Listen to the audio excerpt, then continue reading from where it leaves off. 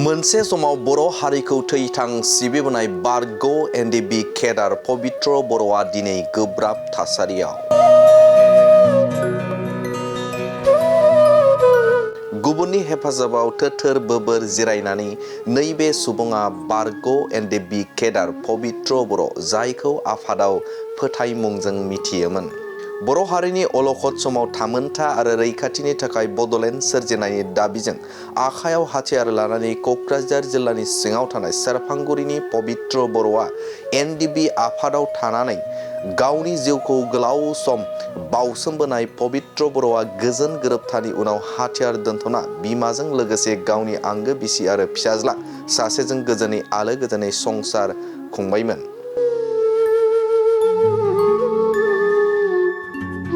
नाथाय दुखुनांथाव बाथ्रा दि थांनाय 2 फेब्रुआरि रबिबारखालि बेलासे समाव बारग' एनडिबि पबित्र बर'आ हरखाब प्रेसार स्ट्रक गोग्लैयो आरो फाहामथायनि थाखाय गिबियै क'क्राझाराव लांदोंमोनब्लाबो बिथांनि देहानि थासारिया मोजां नङैलाय साबसिन फाहामथायनि थाखाय गुवाहाटीनि जिएनआरसि हस्पिटालाव थिसननाय जायो।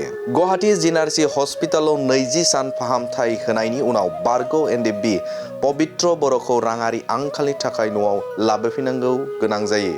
बेनिखायनो गावनि देहाखौ राफोद खालामनो थाखाय बेरामि पबित्र बर' एबा फोथाय बिथाङा रायजो राजा आरो बारग' एनडिबिनि दैदेनगिरि केडारफोरखौ एसेब्लाबो राङारि मदद होनो खावलायदों।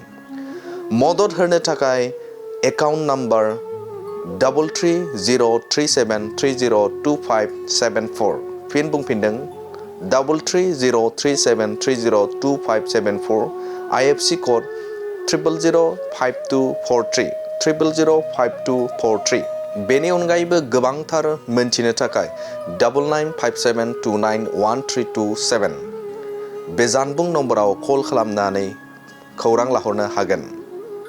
खुलुमबाय रायजो राजा नोंथांमोन। आं दिनैनि अबस्थाखौ आं खोन्थानो लाजिनाय मोनदों।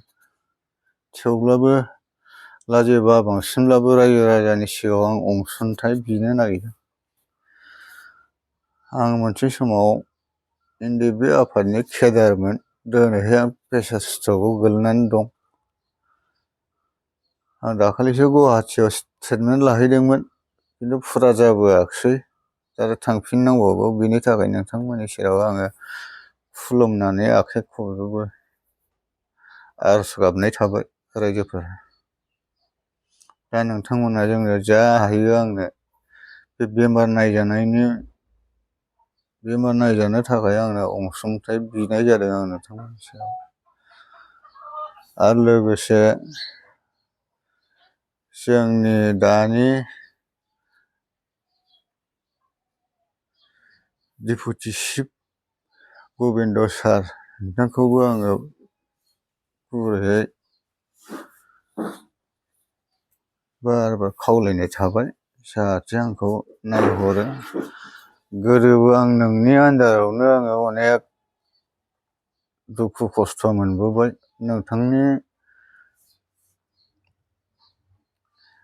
आफाद दैदेननायावनो आं नोंथांखौ हेफाजाब होनायावनो अनेक दुखु खस्थ' लाबोनो गोनां जादों।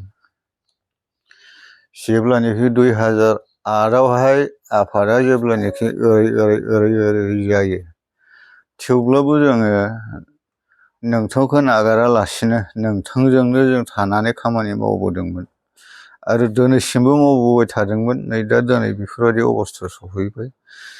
बेनिखायनो सार गबिन्द सारखौ आङो खुलुमनाय थाबाय। एसे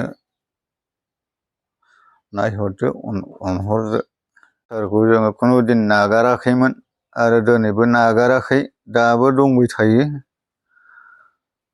आरो गोदोबो जों बिदिनो बरबरि केम्पखौ जोङो नोंथांनि नामावहाय जोङो उसुर्गा होनानै जेब्लानोखि जोङो बे केम्पखौ बेंनानै लाखिदों, होमब्ला आंनि बेहाय फुरा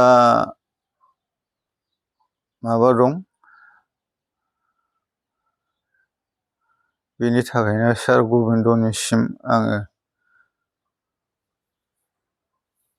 खर' गंग्लायै आङो खावलायहरनो सानो, जाहाथे नायफिनहरो थाबनो आंखौ, जाहाथे गुवाहाटीयाव थांनो हानायनि बेब'स्थाखौ खालामहरो।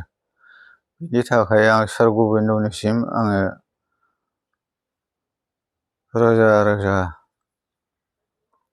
गाबख'हरनाय थाबाय। एसेनोसै।